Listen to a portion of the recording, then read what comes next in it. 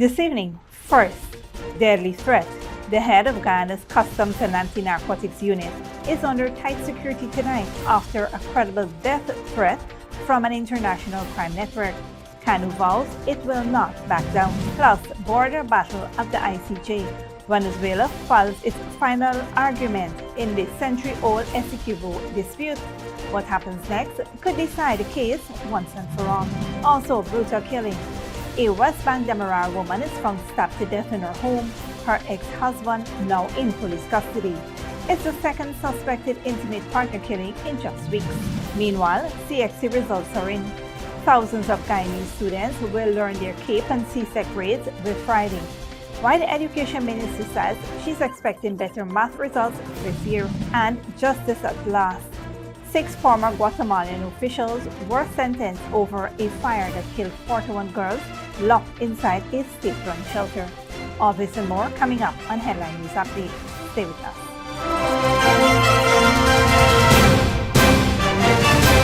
Welcome to this broadcast of Channel 2's Headline News Update for August 13, 2025. I am Bibi Bacchus. Thank you for joining us.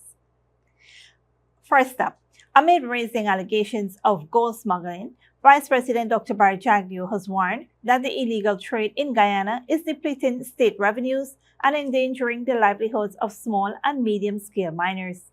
Speaking on the Starting Point podcast earlier this week, Dr. Jagdeo noted that the illegal trade has become increasingly complex, involving foreign nationals, including from China, which makes prosecution and money laundering charges more challenging. He noted that smuggled gold is now reportedly being moved to Brazil, raising concerns that sanctions could threaten the entire legal mining sector.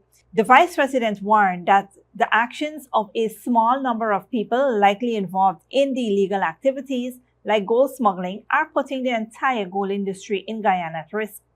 If these problems persist, authorities may respond by introducing stricter rules for exporting gold or even imposing sanctions. These measures would not only target the wrongdoers, but would also create extra paperwork, oversight, and regulatory hurdles for everyone in the industry, including legitimate miners and exporters.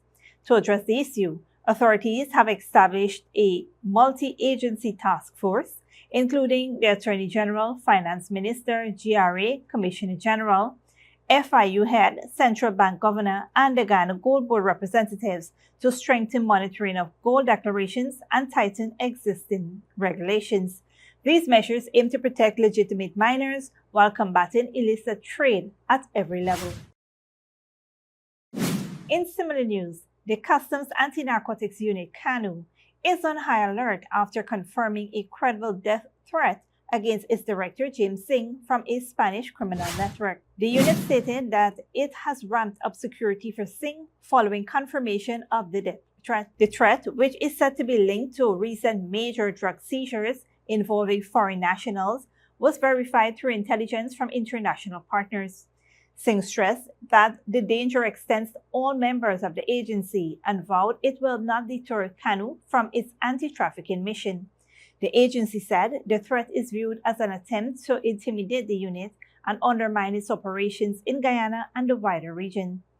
CANU confirmed enhanced security protocols are now in place for Singh and all staff, with local and foreign law enforcement monitoring the situation. The agency noted that recent joint operations have disrupted major trafficking networks in South America and the Caribbean, attracting hostility from organized crime groups.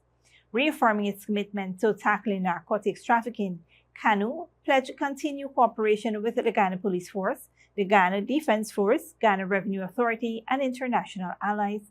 CANU has urged the public to report any credible information on the threat by calling 226-0431 or emailing at info@canu.gov.gy. CANU emphasized that safeguarding its personnel and maintaining operational integrity remains top priorities, vowing to pursue those responsible for the threat and ensuring that they are brought to justice. In other news, the government of Guyana has welcomed Venezuela's filing of its rejoinder in the border case before the International Court of Justice, marking the final written submission in the dispute over the 1899 arbitral award. The ICJ confirmed that Venezuela submitted the document within the court's deadline, responding to Guyana's reply filed in December of 2024. With all written arguments now complete, the court will schedule oral hearings on the merits once it reconvenes from its summer recess, followed by deliberations and a binding final judgment. Guyana says Venezuela's participation ensures the ICJ will have all factual and legal arguments from both sides, making the ruling fully authoritative. The government reaffirmed its commitment to resolving the controversy peacefully through the ICJ, describing it as the world's highest and most respected judicial authority. The government of Guyana reiterated its confidence in the ICJ process and expressed hope that the court's forthcoming decision will bring a definitive and peaceful end to the century-old border controversy, strengthening relations between the two nations and upholding the rule of international law. Stick around when we return. Domestic violence crisis escalates as Guyanese women continue to die. And CXC released CSEC and CAPE results on August 15.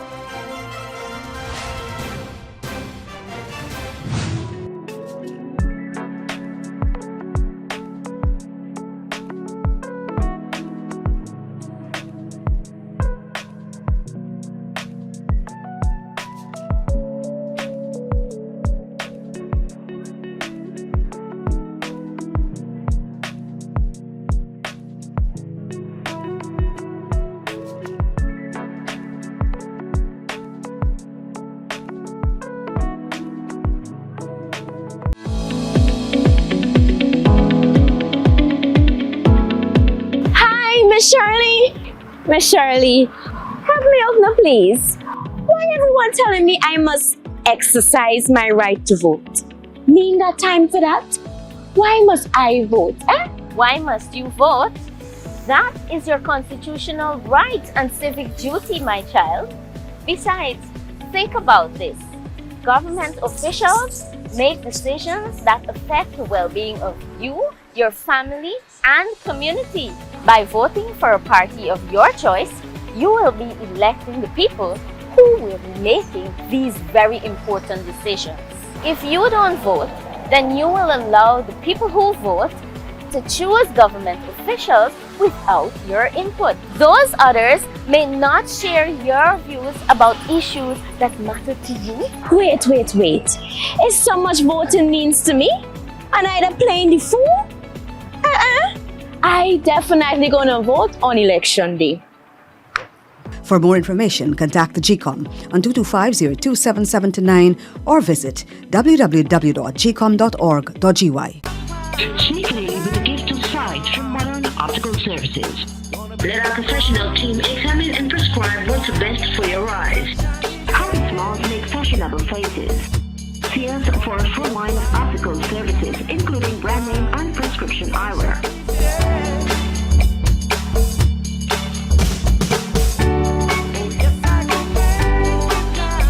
Modern Optical Services, 316 Mill Street, Georgetown. Telephone 226-1082. Good girl forget things.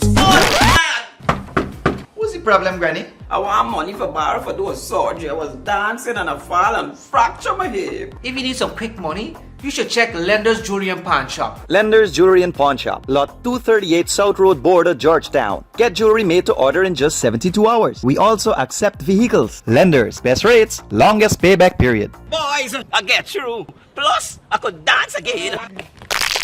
Lender's Jewelry and Pawn Shop. Welcome back. A 45-year-old woman, Bibi Sharida Hanif, was found brutally murdered in her home at Samaru Dam, West Bank Demerara on Tuesday morning. According to a police report, Hanif, who worked at Rapid Oilfield, Halliburton, was found lying next to her bed with stab wounds to her back. Hanif had reportedly called her boyfriend, Hayden Xavier, around 4:40 a.m. that morning, requesting a ride to work. When Xavier attempted to call her later, her ex-husband, 53-year-old Martin True, answered and allegedly said, "I now fix she day." Xavier immediately reported the incident to the police. Law enforcement officers arrived at Hanif's home shortly after 5 a.m. and found her lifeless. She was officially pronounced dead at the West Demerara Regional Hospital. Acting on intelligence, police promptly arrested True in quarantine Berbice. True was taken into custody for further questioning and was escorted to the Regional Police Division 3 as investigations continue. Hanif had recently returned to her Samaru Dam residence after separating from True and was living with her boyfriend. While the police continue to investigate the incident, Hanif's body is awaiting a post-mortem examination at the Ezekiel's funeral home. The tragic killing of Bibi Shariza Hanif highlights a disturbing pattern of domestic violence, coming just 2 weeks after a mother of 3 in Linden was shot and killed by her ex-partner. These back-to-back incidents underscore the urgent need for stronger measures to protect women from intimate partner violence as families continue to mourn the loss of these women. In other news, the Minister of Education, Priya Manichan, has announced that the Caribbean Examinations Council, CXC, will release the results for the Caribbean Advanced Proficiency Examinations, CAPE, and the Caribbean Secondary Education Certificate, CSEC, on Friday, August 15 at 2 p.m. Speaking on Wednesday from Waramuri, Barima-Waini Region 1, Minister Manichan remains positively hopeful about Guyana's performance, particularly in mathematics, which posed challenges across the Caribbean last year. We are going to be announcing the CXC results on Friday, the 15th of August. That's Friday coming. And my fingers are crossed that we've done better. Guyana, the entire Caribbean did very poorly last year, in mathematics particularly. And CXC is going to implement some new programs starting 2026. But Guyana didn't wait on that. We implemented a new intervention where we give to all our children scientific calculators, graph books, all the textbooks, past papers organized by topics, geometry sets, all that they needed, including monitoring in the classrooms to make sure the syllabus was finishing and teaching was happening effectively and learning was actually happening. And so we're really looking forward to those results. So we believe we'll see better math results. The CSEC exams were held in May and June of 2025. To support students and families, the government has reimbursed examination fees for up to 8 subjects per student and will continue to cover exam fees for up to 8 subjects per student in the future. This initiative, along with free tuition access at the University of Guyana for this year's cohort, underscores a commitment to strengthening education and providing opportunities for further studies and career advancement. Don't go away after the break. Ecuador's President Noboa leads rally against Constitutional Court over security laws, and blast at Brazil's explosives factory kills 9 workers.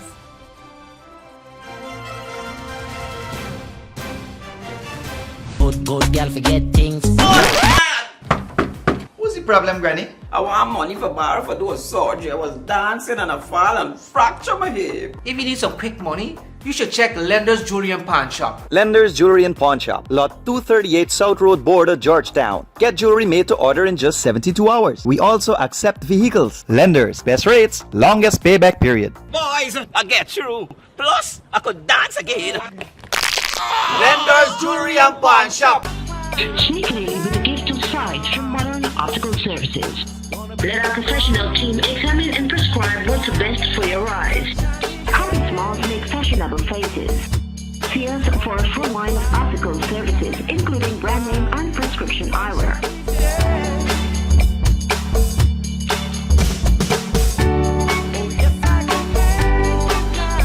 Modern Optical Services, 316 Middle Street, Georgetown. Telephone 226-1082. What's going on here, man?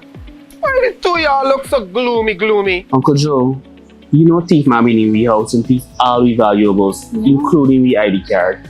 Now election come around and we want to go vote. We ain't get no ID card to identify ourselves. No, we can't go vote. Well, you need to apply to GCOM to have your ID cards replaced. But you need not worry that you won't be able to vote because you don't have your ID cards. GCOM has put other measures in place to accurately identify voters like you who may not have the ID cards. But how they gonna do that? How they gonna know is we name on the list if we don't have ID to prove it? In addition to your ID card, voters can present their valid passports or valid driver's license if they have these. Really? But further, GCOM has placed your photograph alongside your name on a folio which will be at the polling station.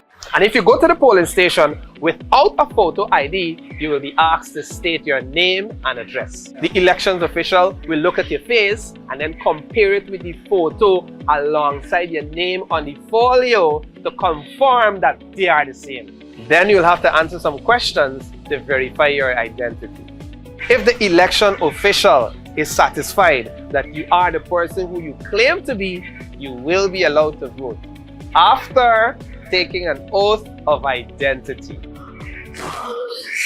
So you get to vote?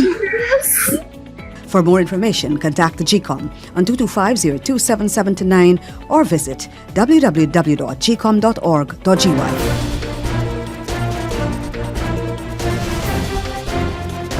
Welcome back. Now we take a look at what's happening in the region and around the world.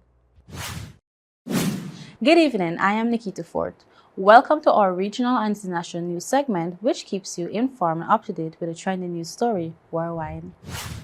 In South America, 9 workers were killed and 7 were injured in a massive explosion at a factory near Curitiba, Brazil on Tuesday morning. The blast damaged homes within a 1.5 km radius and created a large crater. Authorities say there is no hope for survivors.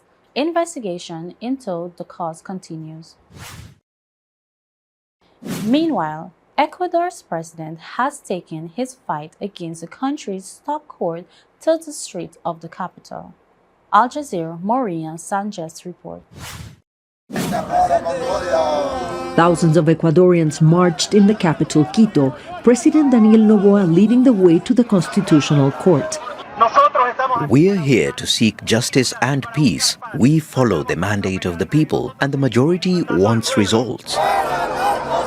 The president is demanding that the court uphold a series of laws passed to fight crime. But the highest court says some of the measures are unconstitutional. Ecuador is engulfed in one of the worst crime waves in its history. Police now say nearly 5,000 people have been killed this year. More than 6,000 died in 2024. We march for the rights of 18 million Ecuadorians because it's unfair that the National Court is insensitive to the deaths seen on the streets. The law allows raids without warrants, arrests without charges, wiretapping, and allows children to be prosecuted as adults. 49% of Ecuadorians support Noboa. Maribel Ulloa traveled 2 hours to march with the president. I have children who go to work every day and I want them to come home safe and sound. Rights groups and workers' unions say the National Assembly is giving Noboa absolute power, and they charge that to consolidate that power, Noboa is promoting the idea that the judges are enemies of the people. The government is stepping up its campaign, blaming the judges for the violence, and is now planning to call for a referendum where Ecuadorians would decide if the magistrates could be impeached. Analysts say the government wants to cover up a security policy that is not making Ecuador safer. There is a political interest in delegitimizing the court, turning it against the citizens to build a new enemy. Any claim that needs to be made on the issue, primarily of security, is made directly to the court with this invented pretext that the court has taken away the tools to fight crime. However, many Ecuadorians do not agree.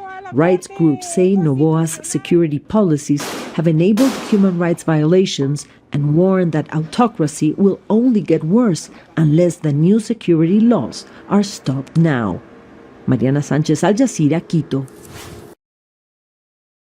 A court in Guatemala has sentenced 6 formal officials to jail for their role in the death of 41 girls at a state-run shelter in 2017. Al Jazeera John Hallman reports. Out. Al Jazeera's John Holman reports.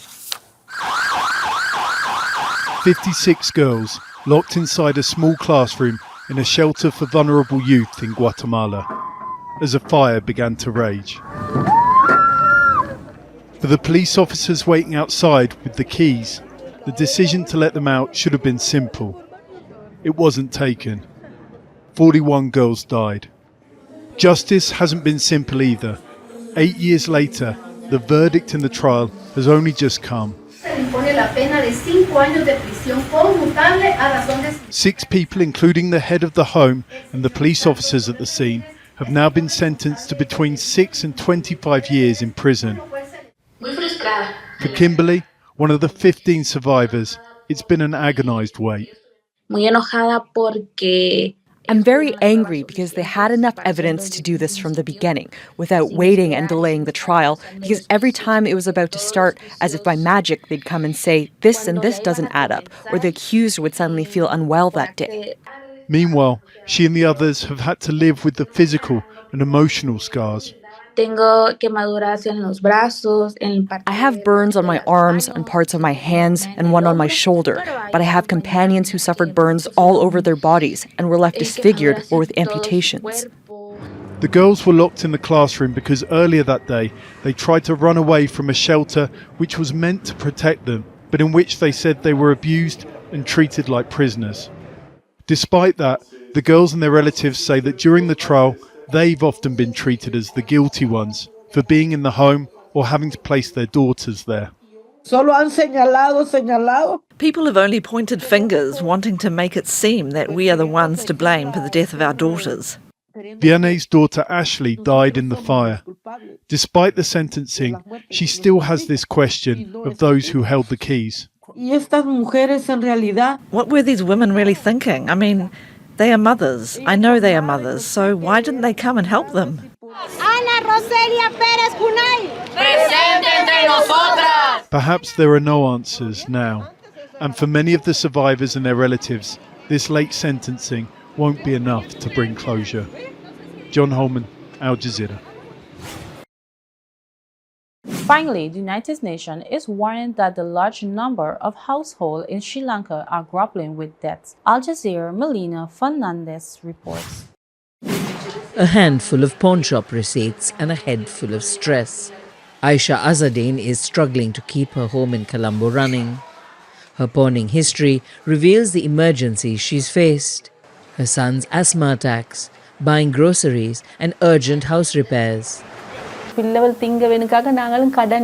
feed the children, we borrow money, but we can't keep doing this, so we sell or pawn something.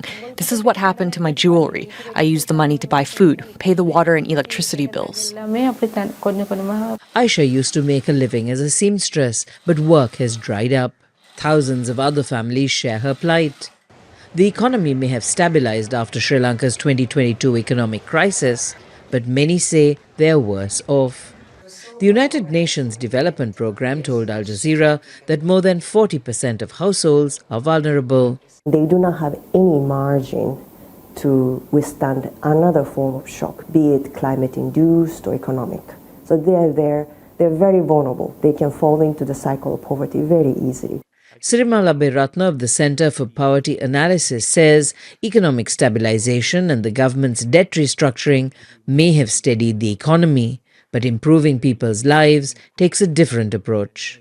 This has to be achieved only through growth, and that is the part that which requires the governments to act aggressively bringing about policy reform, and also growth has to be combined with export growth. To help families, the central bank has partnered with the UNDP to roll out a financial literacy program. It covers a range of issues, including the dangers of pyramid schemes and loan sharks. But the UN agency says it must be coupled with more protection for vulnerable people, many of whom don't have bank accounts. More regulations, small business loans, and government support for entrepreneurs are some of the suggestions to uplift and empower households. All that may be a bit too much for Aisha, whose immediate concern is how to put food on the table. Mina Fernandez, Al Jazeera, Colombo. Thanks, Nikita. This brings us to the end of our regional and global news coverage. Up next is the 3-minute forecast.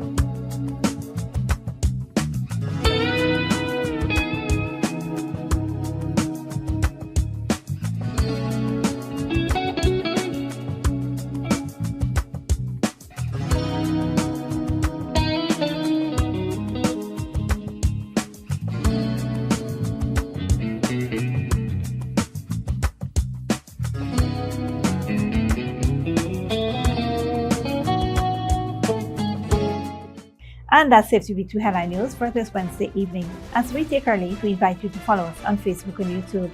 You can tune in tomorrow at 6:30 a.m. for rebroadcast and at 7 p.m. for more news. Until then, please take care of yourselves and each other.